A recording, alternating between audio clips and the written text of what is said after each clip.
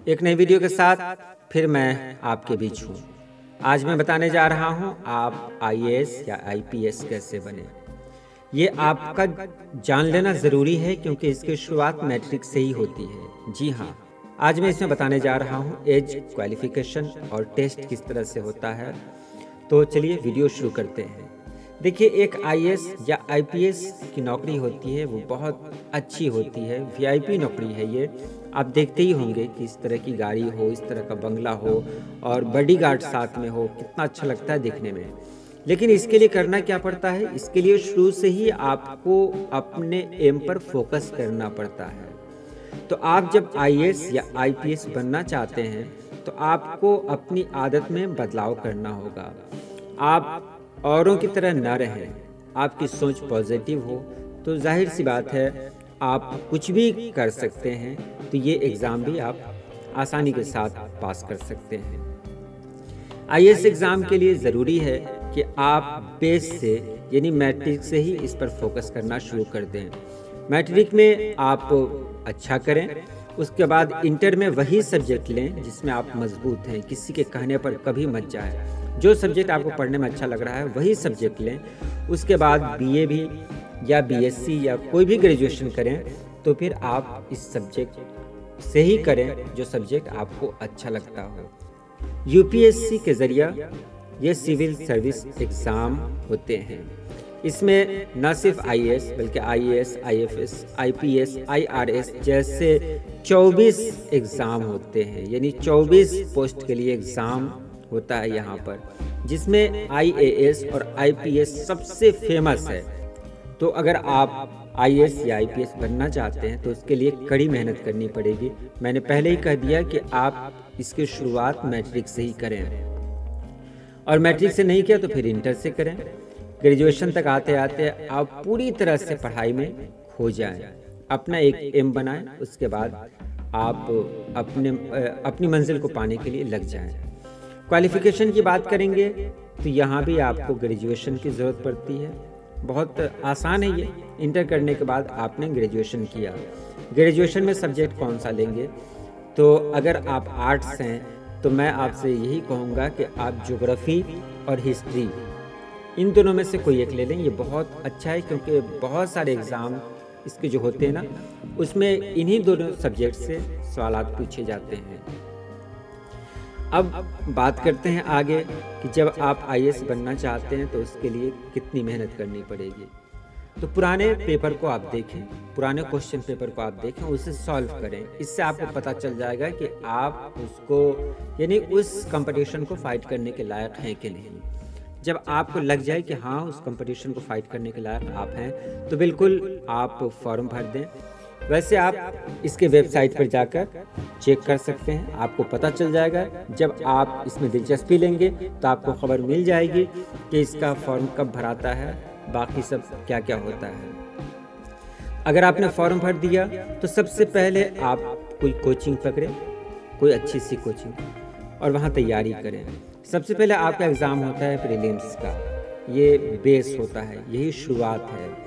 अगर आप इसको पास करते हैं तभी आप आगे जाते हैं। इसमें 2 पेपर होते हैं। पहला पेपर होता है जनरल स्टडीज़ का, पेपर 1, जिसमें 100 सवालात होते हैं और सभी का मार्क्स 2-2 होता है, यानी 100 गुने 2 यानी 200 नंबर का ये पेपर होता है।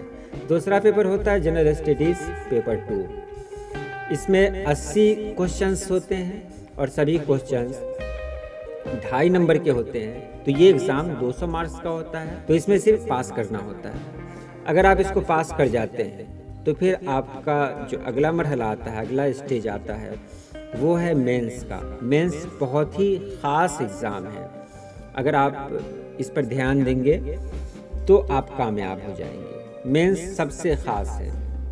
प्रीलिम्स में बहुत सारे लोग निकल जाते हैं लेकिन मेंस तक आते आते वो लोग छट जाते हैं। तो मेंस में मैं आपको बताने जा रहा हूँ किस किस तरह के सवालात होंगे, कितने मार्क्स के होंगे। तो इसको यहाँ पर आप अच्छे ढंग से देखें। टोटल मार्क्स होता है 1750 का, जिसमें पेपर ए और पेपर बी। पेपर ए वो होता है जो आप चुनते हैं, अपनी पसंद का कोई टॉपिक, एक मजमून चुनते हैं, वो होता है तो वो 300 नंबर का होता है, 3 घंटे का एग्ज़ाम होता है। पेपर बी ये इंग्लिश का होता है, ये भी 3 घंटे का होता है और 300 मार्क्स का होता है, लेकिन ये दोनों पेपर्स के नंबर ऐड नहीं होते हैं, याद रखेंगे। उसके बाद पेपर 1 से लेकर 7 तक सभी जो होते हैं वो 250-250 नंबर के होते हैं, जो 3-3 घंटा सब के लिए दिया जाता है।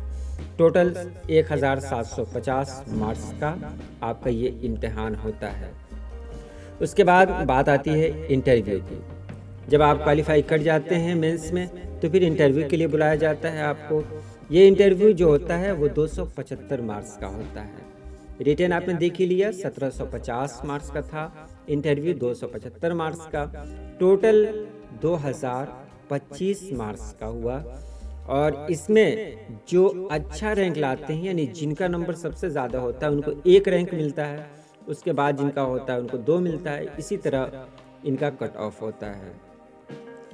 अब जब आपका रैंक अच्छा हुआ तो आप कामयाब हो गए। यहाँ पर मैं आपको बताने जा रहा हूँ कि इसमें कितना एज चाहिए और कितनी बार आप एग्ज़ाम दे सकते हैं। तो जनरल कैटेगरी के जो बच्चे हैं वो उनका मैक्सिमम होना चाहिए 32 साल और 6 बार ये एग्ज़ाम दे सकते हैं।